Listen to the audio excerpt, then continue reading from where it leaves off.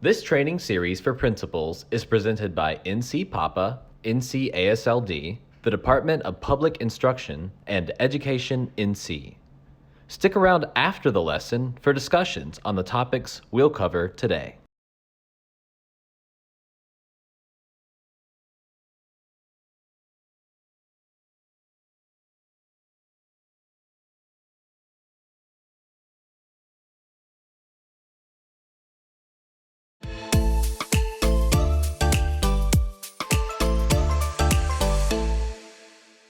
Hi, I'm Matt White, principal of Apex Friendship High School. And I'm Gloria Woods-Weeks, principal of Josephine Dobbs Clement Early College High School. We've got a message for you today. Culture eats strategy every day for breakfast. Say that again, Matt, for the people in the back. Culture eats strategy every day for breakfast. This is a quote from Russell Acuff, an icon in organization and systems thinking. Many of you will have heard it before because it strikes true to so many who hear it. Culture really is at the very core of every organization's success and plays a major role in how change is implemented and how effective it is. School leaders play a critical role in cultivating and sustaining a positive school culture for a diverse group of both internal and external stakeholders. We pull from all 12 municipalities in Wake County, which is the largest county in the state. And so we have students from all backgrounds, perspectives, and our teaching team as well.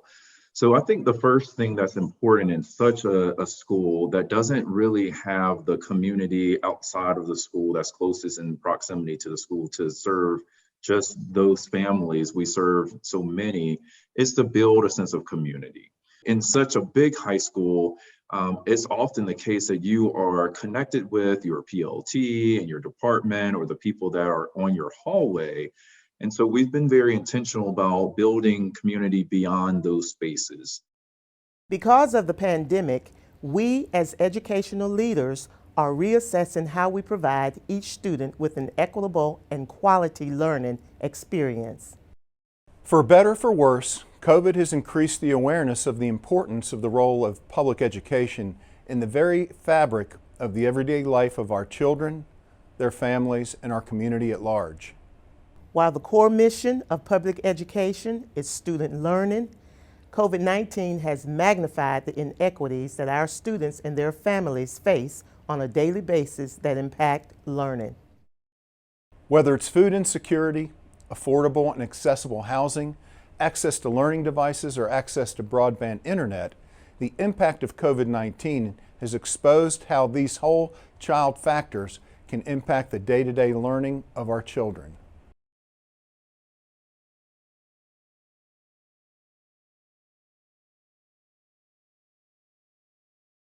We know that the two most important factors that impact student achievement are teacher quality and effective principal leadership. Standard 3 of the North Carolina Standards for School Executives, Cultural Leadership, focuses on how principal leadership in cultivating and nurturing a positive school culture impacts teacher effectiveness, student achievement, and stakeholder engagement and satisfaction within the school. Principal Standard 3 defines cultural leadership as understanding the role of the school's culture in contributing to the exemplary school performance. Supporting and valuing the traditions, artifacts, symbols, and positive values and norms of the school and community that result in a sense of identity and pride. Reculturing the school to align with goals of improving learning and instilling a sense of passion, meaning, and purpose. Understanding the school and the people in it, how they came to their current state, and how to connect with their traditions to support achievement of individual and collective goals. Let's look at the elements of this standard. 1. Focus on collaborative work environment. Understands and acts on the understanding of the positive role that a collaborative work environment can play in the school's culture. 2. School culture and identity. develops and uses shared vision, values, and goals to define the identity and culture of the school. 3. Acknowledges failures, celebrates accomplishments, and rewards. Acknowledging failures and celebrating accomplishments is crucial in order to define the identity, culture, and performance of the school. 4. Efficacy and empowerment. Develops a sense of efficacy and empowerment among staff, which influences the school's identity, culture, and performance. We as a school have to focus on, and I have to lead that charge on, what are our shared values? What are the things that we believe in, and how does that drive every decision that we make? So it always comes back to what's in the best interest of our students, no matter who they are, no matter where they're from, no matter what resources they may have or not have. Our set of values as a school that's what leads us. That's what drives us to do all the things that we do, and all of the extra things, and all of the behind the scenes things. It takes a lot of transparency, ownership, willingness to face problems and not run from them or hide them or paint a beautiful picture when we really do have some things that we need to work on, and grow together on finding solutions. And really listening to the voice of all of our stakeholders. So, and sometimes that can be tough as a school leader. You know, people don't call you a lot of times to tell you about all the great things. They call you with concerns. They call you with questions and their worries and their greatest fears. So, giving them that voice, validating what they are going through. What are the things that they're worried about? As educational reform describes it, school culture is the way things are done in your school. It is the beliefs, relationships, attitudes, and rules that shape and influence how the school functions. It also includes the physical and emotional safety of students and the degree to which the school embraces and celebrates racial, ethnic, linguistic, or cultural diversity.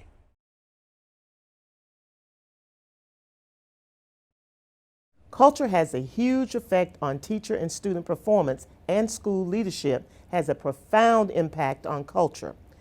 Culture is what you can get people to do, and when people believe in themselves, they will achieve much more. While school culture is the way teachers and other staff members work together, and the set of beliefs, values, and assumptions they share, school climate is the school's effects on students, including teaching practices, diversity, and the relationships among administrators, teachers, parents, and students. We can look at school climate like the weather that changes daily. A positive school climate and school culture promotes students' ability to learn. Make sure teachers regularly communicate with families about each student's progress. Teachers and staff care about students and inspire their best efforts. Teachers and other staff are involved in formal and informal decision-making regarding teaching and learning. The school and classroom environments are culturally responsive. The entire school supports the school's equity efforts. most important is a school culture of equity. A school culture of equity is a fostered and cultivated attitude, expectation, and understanding of where students need to be and how to get them there. A school culture of equity is one where educators create a classroom, school, and system where excellence is achieved for every student, no matter who that student is or where that student comes from. In a school culture of equity, diversity becomes the norm, not the exception, and excellence becomes the norm for all, not the exception for a few. We have a student and we have a staff equity team. And after the events of January 6th on Capitol Hill, we knew that our students were processing that and impacted a certain way, but we also knew our staff were impacted and affected by what happened. And it was hard for us for that to have happened on January 6th, and then instruction began right back on January 7th.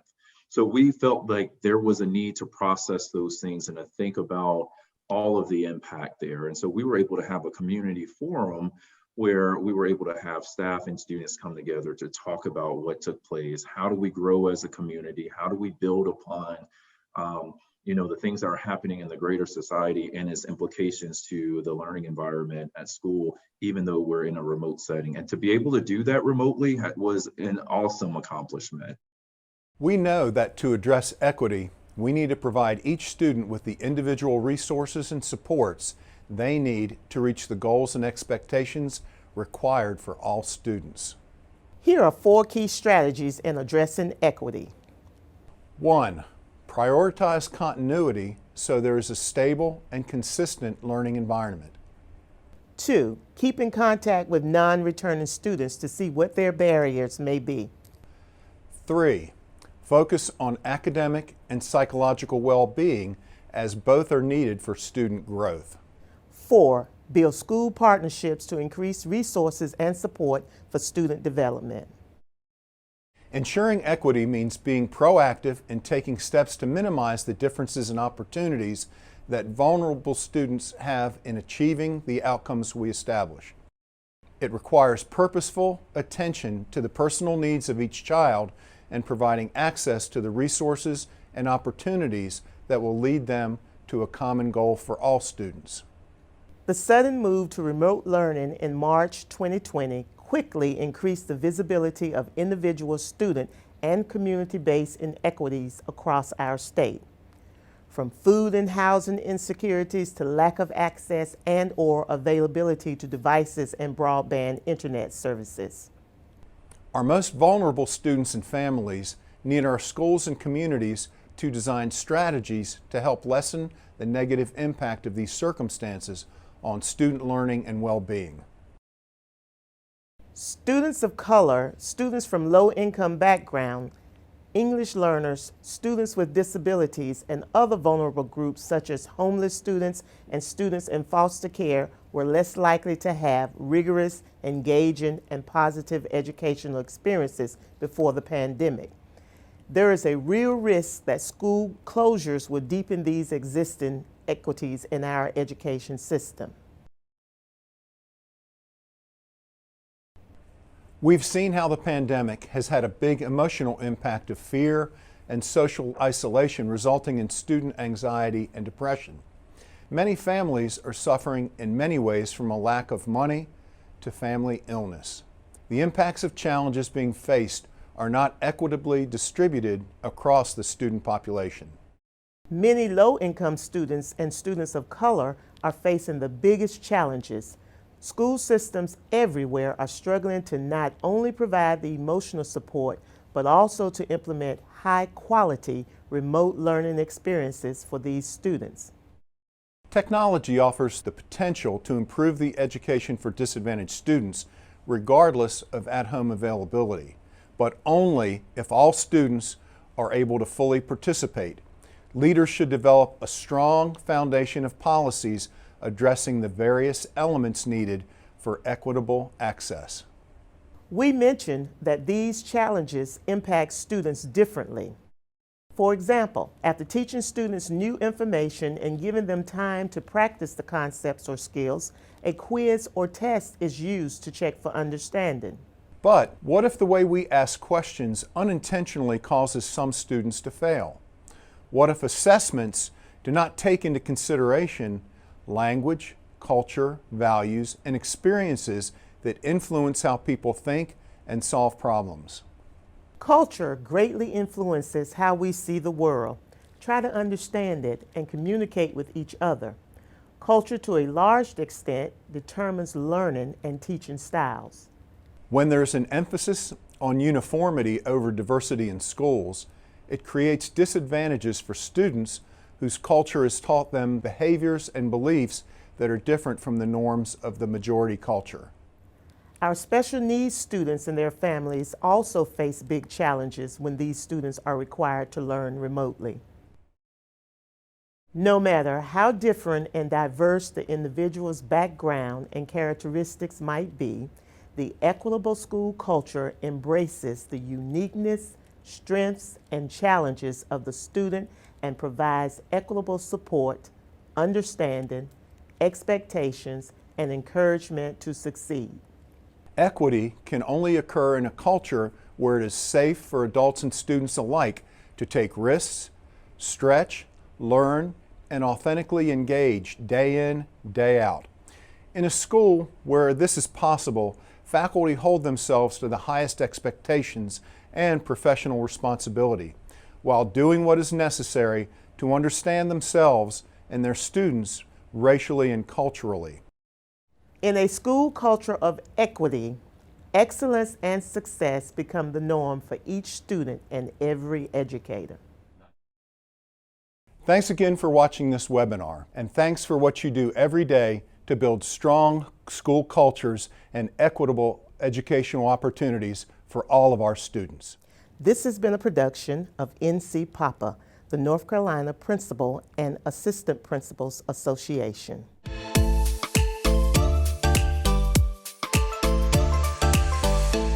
We're going to go through a series of questions on culture, and starting with Dr. Chambers. What aspects of school culture do you find to be most essential in supporting students during remote learning environment? Could be student engagement, focus on individual student needs, etc.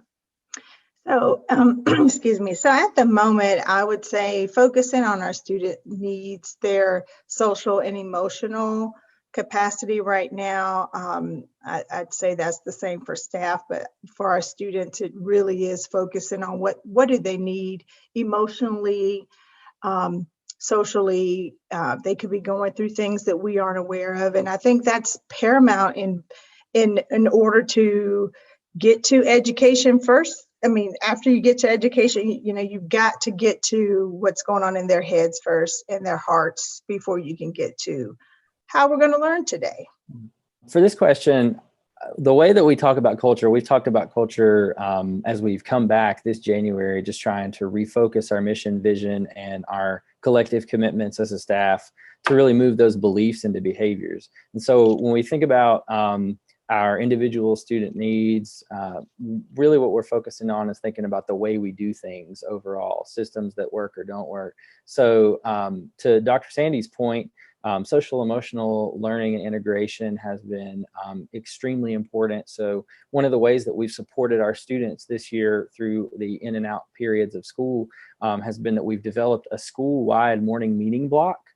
So every morning we actually have a school-wide K through 6 second step social emotional learning curriculum on a continuum. And so all of our students in our school are learning about how to develop those essential character traits, how to manage their emotions, and how to just build overall resiliency through that. So that's been a huge focus. It's a part of our school improvement plan.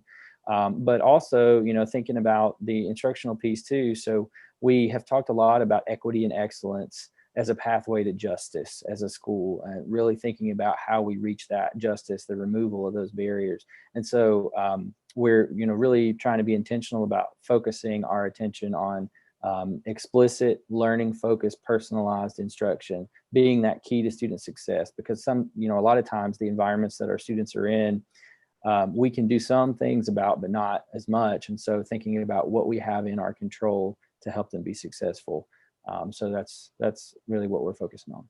With such diverse range of remote learning home settings for your students, how do your teachers try to address the issue of equity?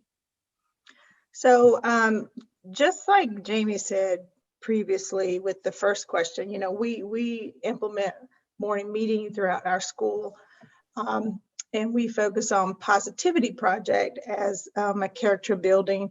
But equity is a part of our identity at Hortons Creek, and we pride ourselves on making sure that all students have a voice in the virtual environment or the real environment, that all students are important, and we value everyone matters to us.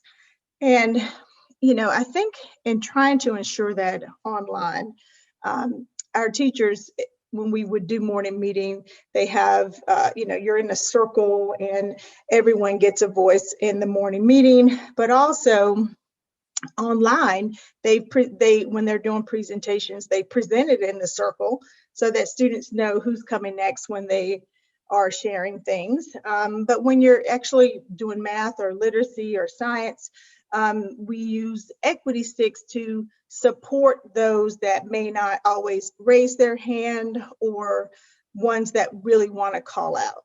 And that's important to us because in this environment, I actually have 2 high schoolers of my own, and I know that the kids in high school keep their cameras off.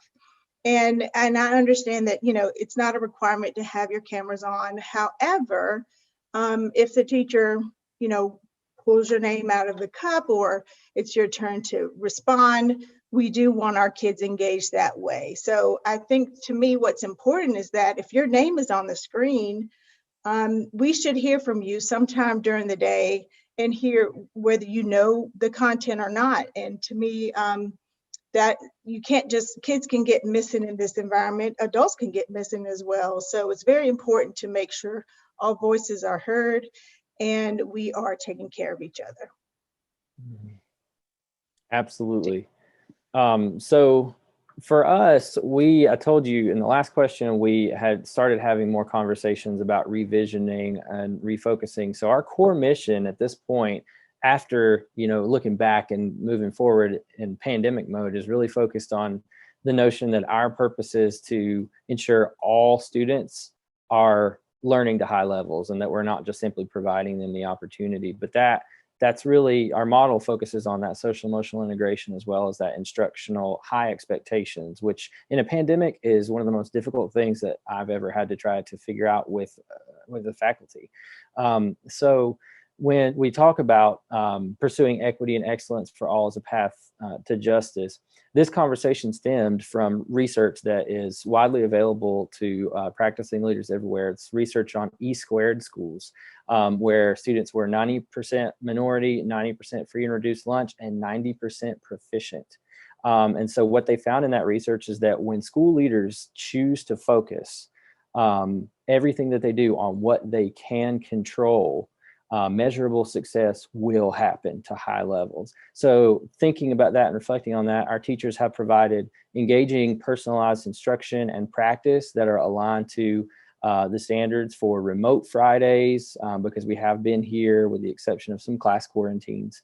And they provide things like they have an active back channel for students who are at home to leave video responses and to talk. They have meets in small groups on Fridays that they're pulling kids into based on performance data and things like that.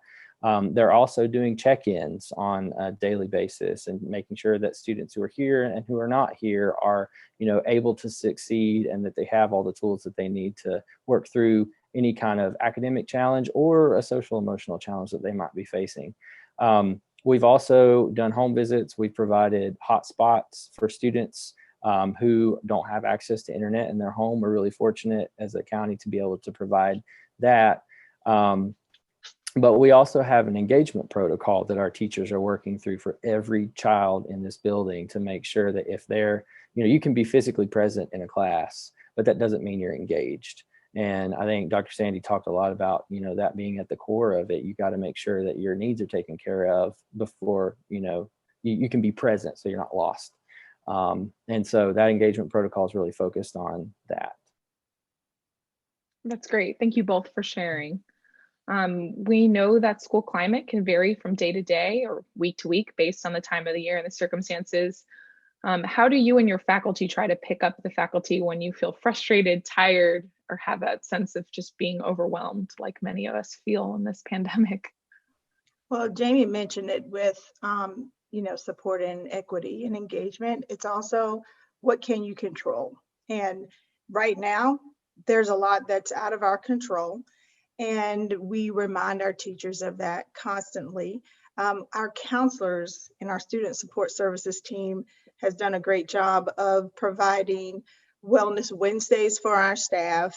We do Feel Good Friday, so we come on a Google Meet and there's a topic to talk about and to do some fun things.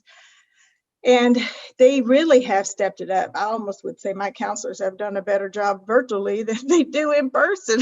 Not really, but I think that their expertise and their knowledge is really what we need. And you never knew how much you needed a counselor until now. And I think that just making sure your staff knows that you understand that we all are in this pandemic together. We're going to get through it together, and we're here for each other. Principals have to have a lot of patience. And one thing I did say to my counselor was that the school counselor is that, I can't take anybody's mental health on right now because it's a struggle for me to just be here as well. And I won't say it's a struggle, but it is tough. I mean, Jamie, I don't know about you, but we get district emails every day. We've been getting district emails every day since March, and everything, one day you're doing this, the next day you're doing this, 1 week you're doing this. And so I'm just here and I'm present for my staff, and I want them to know, look, I can feel you. I can empathize with you. I'm going through it too, but I'm going to be here and I'm going to model what I need them to do. Right. And so to piggyback right off of that, you talked about the just the persistence, I think, at the core of success here. And I think it is hard because focusing on what you can control is important, but you can't do that until you realize that that's what you have to do. So I think it's hard because perspective is ultimately in your control. We focused on always listening to our folks. We gather feedback from them. We have staff check-ins, but we try to be flexible about how our staff reach goals for our students and for themselves without compromising our expectations. And so that's kind of that balance of walking the fine line of grace and flexibility, but also maintaining the focus on the target.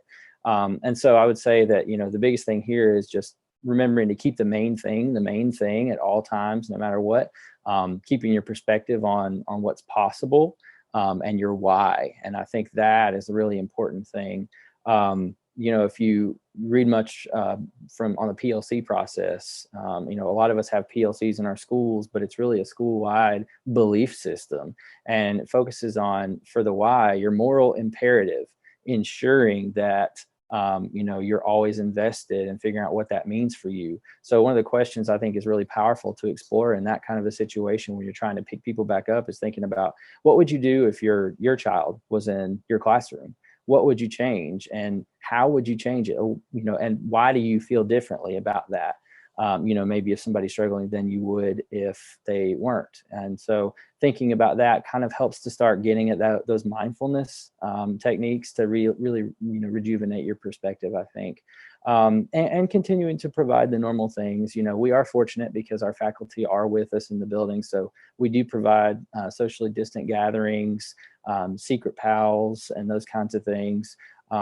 We also have 3 teachers in our building who are providing peer-to-peer support. So they get a stipend from Title I, and they are providing hand-on support through what Gym Night's Impact Cycle.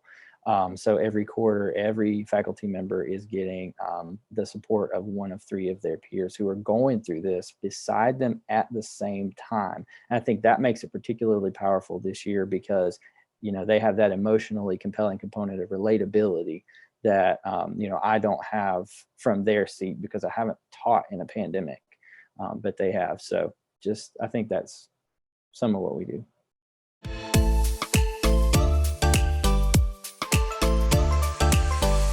In your current role, as well as your former local superintendent role, what do you see as the most critical leadership factors in creating a positive school culture during such uncertain times? Okay. And so I would start out by saying that in general, culture and climate are so important to an organization, and it's really necessary that the leader of an organization understand the impact of those 2 things. That culture, first of all, is the long part of what happens within an organization. That's the long-standing part. But climate is the short end of it. You have to have an understanding of how climate actually impacts the culture. And so that's really the first advice that I give to all administrators, is understanding what that means. The Department of Public Instruction is an organization is no different as a school district or a school. So understanding that. And part of that has everything to do with the leadership being able to, first of all, assess member abilities, because a lot of things dealing with climate and culture have to do with how an organization functions and how the individual people in that organization function. So you've got to understand what those abilities are. And then after that, understanding that if people are having trouble in an organization, it's probably because of help that they need. And that's where quality professional development comes in. And so if you understand that there's a problem with the climate, a problem with the culture, it normally has to do with a lack of ability with people, and that creates insecurity. So as a leader, you got to identify, what can I do to improve those people and make them better? Definitely an impact on culture and climate has to do with having a high expectation. So if you are the leader of that organization, by maintaining high expectations, that lets people know that this is what you expect of them and that you don't waver in that. And so when you're able to do those things, you also at the end have to create a culture of success. And what that means is that we can talk about wanting good climate, we can talk about wanting good culture, but if those elements are not there to create a culture of success, then the organization and therefore the individual people won't experience that. And so you've got to understand, how do you create that that culture for success? I love it. Thank you for sharing. Yeah. I'm just going to go through a few more questions with you. The next one is, COVID-19 has clearly shown disparities among communities and households with access and or availability to broadband services. A lot is being done to narrow this gap. Can you share a few of the major initiatives? Yes. And so there are so many initiatives that are taking place, and everybody's going to have something to do with that in terms of the broadband initiative. I would say that one of the bigger things that's going on is that the governor has initiated a $30 million project to try and address this issue. And so I think everybody is aware of the broadband issues, particularly in the rural parts of the country. And so with this $30 million project, there's going to be an effort to connect approximately 16,000 households. And so you're talking about people in rural areas that don't have access. And so if we can get that out and impact 16,000 households, and that'll make a huge dent in the connectivity issue. He also wants to connect 700 businesses as a part of this grant. And so this is one big initiative that's coming out of Raleigh that I think will do a lot. Other initiatives that we have with the state is an opportunity to try and distribute hotspots to students. And really, this initiative has done a lot to give students access when they're not in school. But we also recognize that cellular connectivity is not is a problem as well. And so as a former superintendent, I had students that were issued hotspots, but because they didn't have cell connectivity in the area where they were, then it really didn't do a lot in terms of helping with that. So we do have a state initiative where districts are getting access to hotspots. I know this initiative even came out of the governor's office as well in terms of being able to get that out. There are also, I like to talk about the private initiatives to help school districts, because so much of that work is taking place. We have so many businesses in North Carolina that have availed themselves to helping out school districts by providing funding. I know Smithfield in particular awarded about $1 million to 4 or 5 districts in their catchment area in the Clinton Tar Heel area. And that was, I think, Robertson County, Duplin County, Bladen County, and Sampson County. And so with that, that private initiative allowed those districts to be able to either purchase hotspots or devices for students in order to get them connected to what's going on. We can't say enough about community efforts as well in terms of, I would call it community Wi-Fi and hotspots.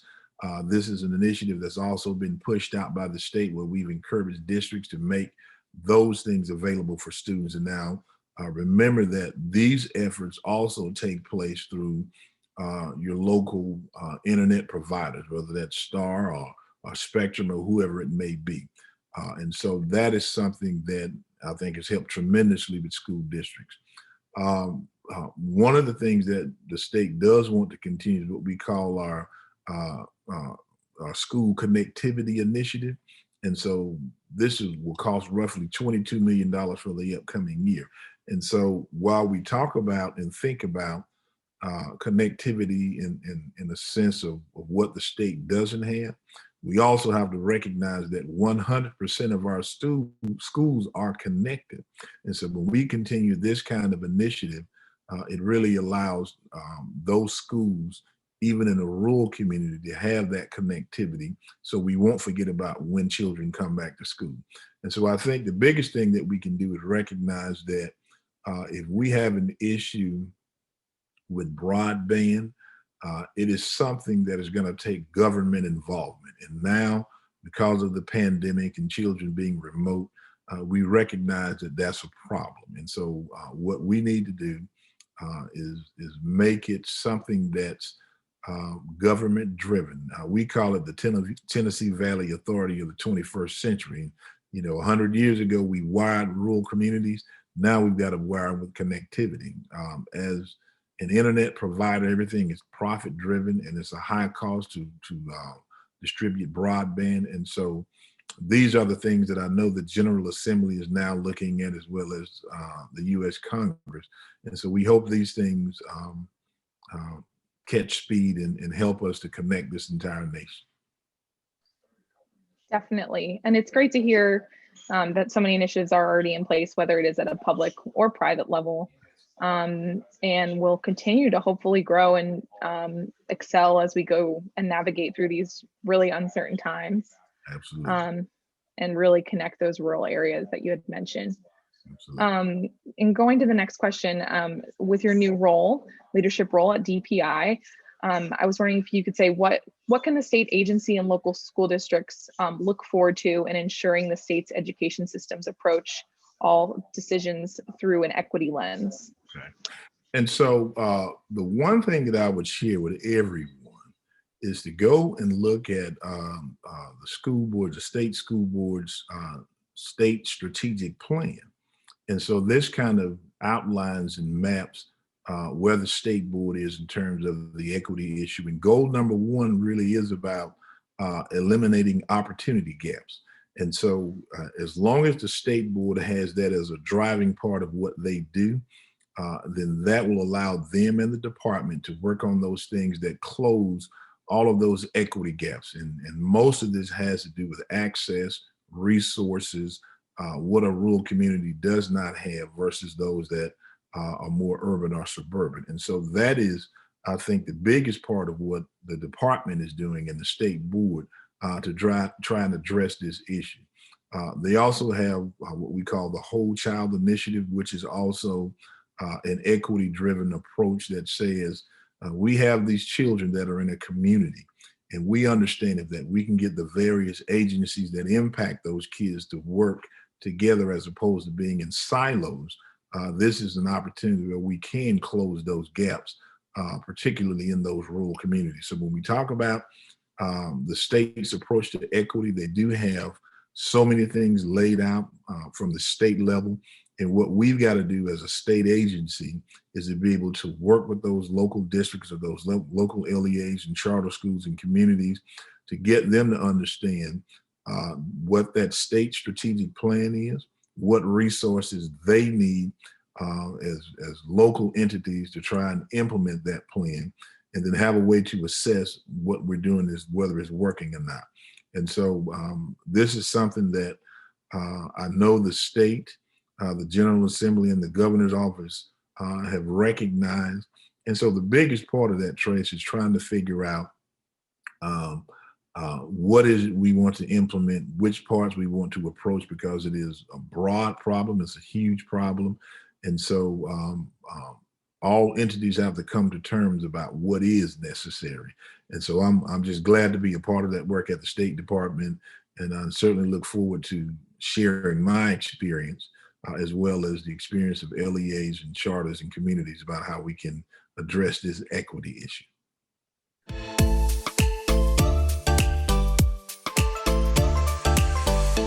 Can you share some of the key lessons learned by DPI and the North Carolina Virtual Public Schools to enhance its support of local schools, teachers, and students in enhancing their remote learning experience during and post-pandemic?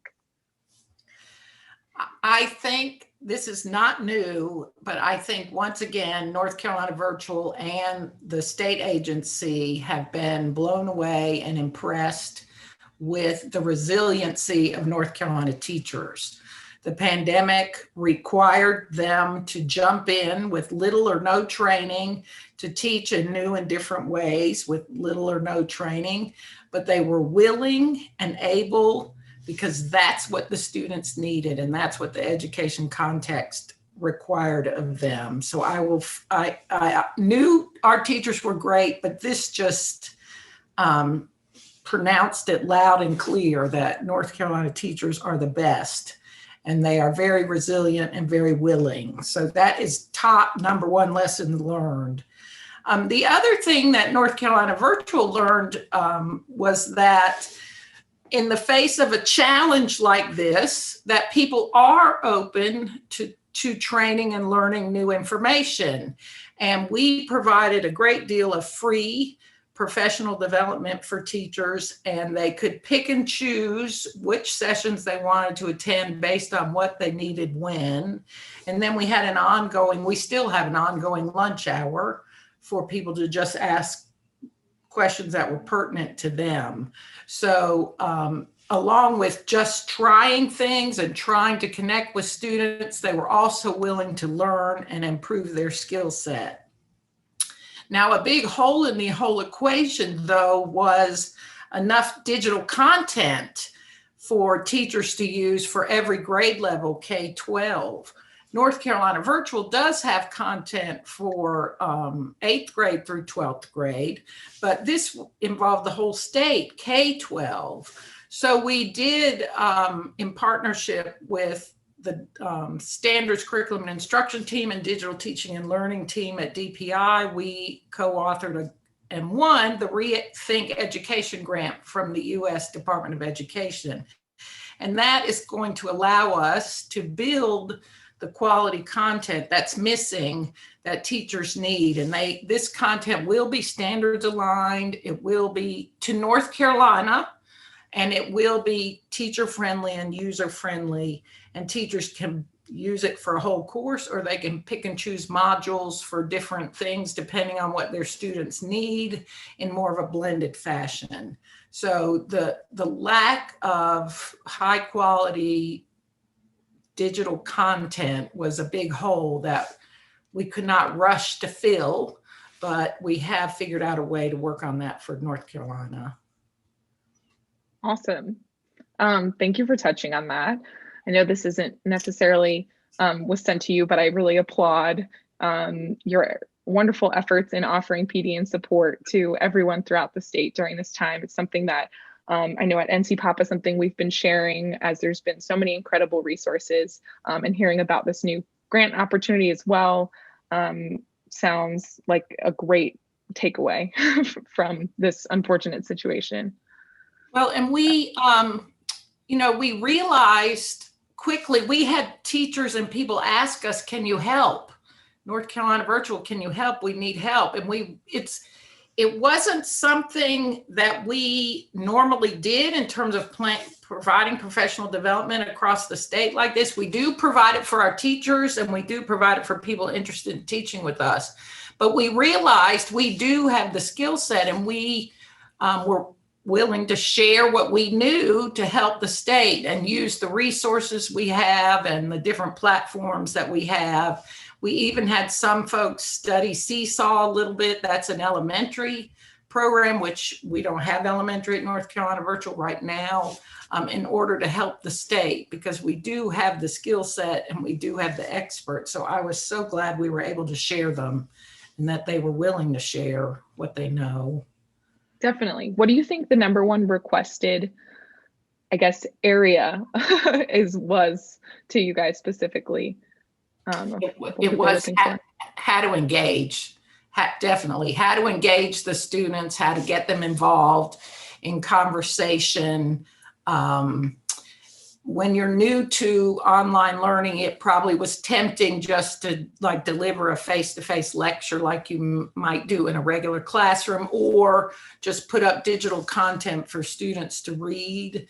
It was by far how to engage, what tools to use, what kind of questioning strategies, polling tools, different ways to get students to actively participate. We had a lot of questions about how to use Canvas, how to use Google Classroom, that kind of thing. But after we got over the initial thing, it was keep telling us how to engage. How do you engage in the PE class versus how do you engage in physics? That was definitely the top requested item. Sure, and it's going to continue that way as we continue this world of virtual learning, of course, with North Carolina Virtual Public Schools or schools within Plan C or Plan B. That's something that's going to continue for some time. So engagement is key. So I, I don't blame them for asking. It's like with regular classroom teaching, what works in the first period may not work in the fourth period. So you got to have a vast toolkit. So of course. Yeah. Okay. I'm going to go ahead and move on to this next one is, can you share how the crisis of COVID-19 can be a positive change agent when our schools are able to return to offering full face-to-face instruction for all students? I think it took the pandemic in a lot of ways to make technology an embedded process or an embedded feature in our education system. Technology was used to research something, or it was used as something to do when you finished your work, or if you were lucky enough to have an iPad, you could do this app or that game.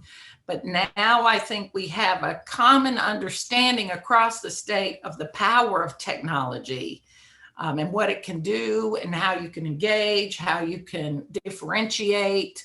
And it's much more seen much more as a tool and less as an event, for lack of a better word. So I think that online learning, virtual learning will continue. I think some families have seen the value in it, the flexibility in it, and maybe it fits their family lifestyle better than the traditional format. And I think the traditionalists have seen that yes, you can do a great job of teaching and you can do a great deal of learning through an online platform. So I think I'm a large picture person. So from a large picture, from a big view, I feel like technology is now really part of the fabric of education in North Carolina.